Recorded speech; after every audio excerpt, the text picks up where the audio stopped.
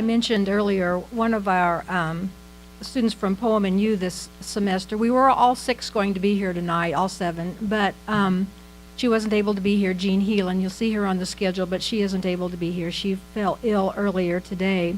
But the next thing on your schedule, you'll notice I have a little Roadrunner moment to share with you as kind of a build-up to this grand prize drawing after a while, where somebody's going to get to take home a copy of The Legacy of Plywood U, which is, a highlight of the evening, I'm sure. I have down that I'm going to talk just for a brief moment about a contest and a nickname. And what I want you to know is that State Fair Community College actually got its name, you may wonder why, by a student contest that was sponsored in area high schools in 1968. That's when I was a sophomore, and I remember that because a classmate of mine in my sophomore class at Smith Cotton High School won the contest by suggesting the name State Fair Community College. There were several other names submitted. All of them had junior college in the title. K. Singer Junior College, Queen City Junior College, West Central Missouri Junior College, Dual County Junior College. But the Board of Trustees at that time, the founding board, thought that there was something key about the word community. And there was foresight and vision, I think, in their choice of the name that had community in it. So State Fair Community College. It was founding president Fred Davis who suggested that the college be named through a contest of students. Mr. Davis was always for and about students, and his philosophy is one that has been maintained in all the nearly 50 years that State Fair Community College has been open to students. That's how State Fair got its name. As we began to gather at State Fair Community College in a plywood building that was put up over the summer in what had been a cow pasture here in 1968, we were very much a family, all under one roof, 6 modular buildings kind of joined together, everything in those buildings, the student union, the library, the faculty offices, the classrooms, everything under one roof. In fact, if you'll go to our library and look back in the corner, for the 40th anniversary, there's a model of that building that exists as a result of a project done during the 40th anniversary celebration. And there's a monument over on Clarendon Road, just east of the daycare, that marks the site of the original State Fair Community College building. And because it was a temporary building made out of plywood, it was nicknamed, I think at first it was kind of making fun sort of nickname. It was called Plywood U. But those of us who were fortunate enough to attend Plywood U and be a part of the Plywood U family know that it's an endearing term. And so when I wrote my book in 2002, the title of the book is The Legacy of Plywood U. And its thesis is that State Fair Community College today is everything that it is because of how we began, because of our roots, because of where we started, because of what we learned in that kind of modest beginning.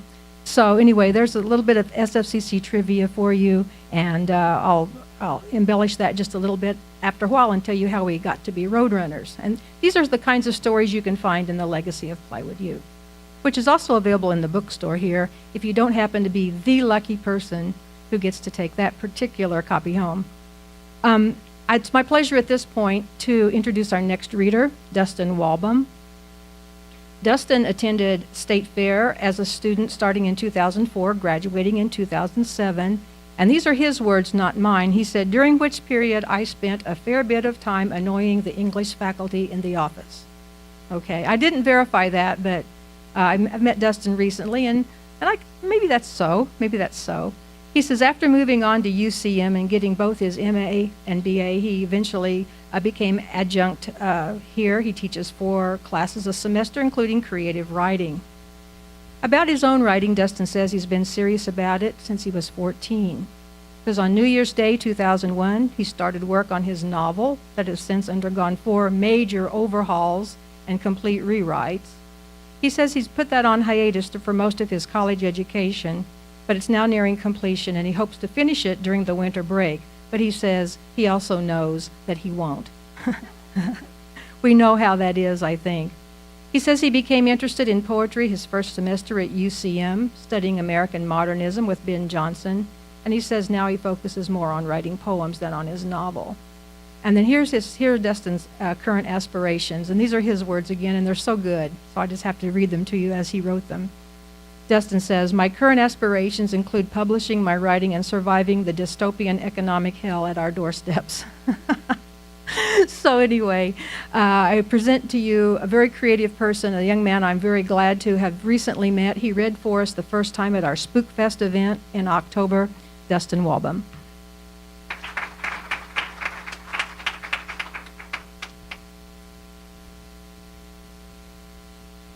I don't remember having written any of that introduction, and it was a little mortifying to hear.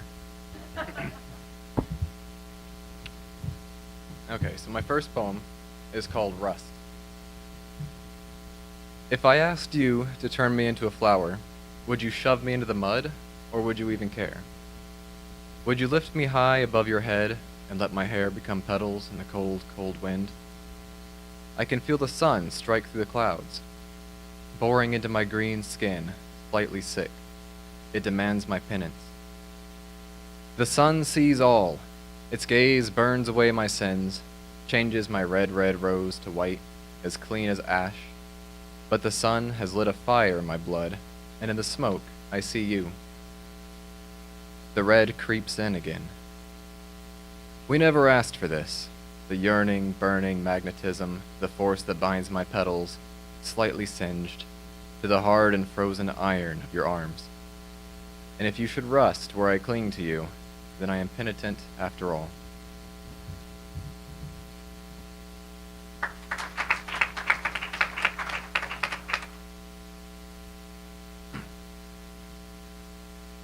I'm struggling for a title for this next poem. I've been writing it over the course of the last few months. The reason I was late today is because I was putting the finishing touches on it, but I think I got it done just in time. Dead leaves fall among the fresh, gray and brown fall among the green, and you and I fall. When only you and I stood upon the rocks and looked over, the body of a crow came plummeting from somewhere above and melted into the cold water. And the bright flash of autumn's early days, did we dream then? If we wake now, we will drown. The maudlin indolence of summer days and the tawdry lust of summer loves hang opalescent as if frozen in an unfinished word. In the dim dark of winter's endless nights, when cold has blued your lips and cold has buried your voice, dream of torrid summer nights when we ate from pitted banquets of dismal flesh. Remember the taste of your youth. Autumn comes in April anymore.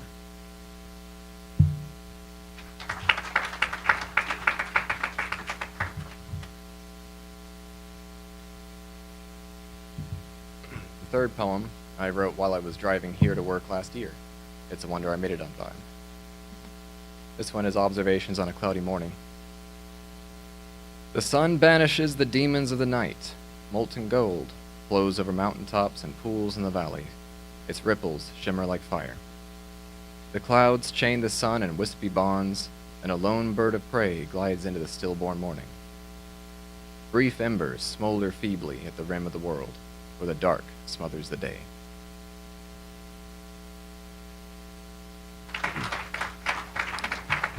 Yes, my poems are a little bit shorter. Completing the theme of the sun, this last one I wrote 5 years ago, and almost all of these were written in November, so I thought that would be appropriate. This one's pretty short. Scorpion, my father, clambers over the red, red rock, trying to reach the sky. I tell him, it is too high, but he does not hear me. His carapace gleams in the sun as he stretches like a tower, but the sun sets, and his silhouette becomes a Joshua tree, a bundle of spikes scattered over wood. Thank you.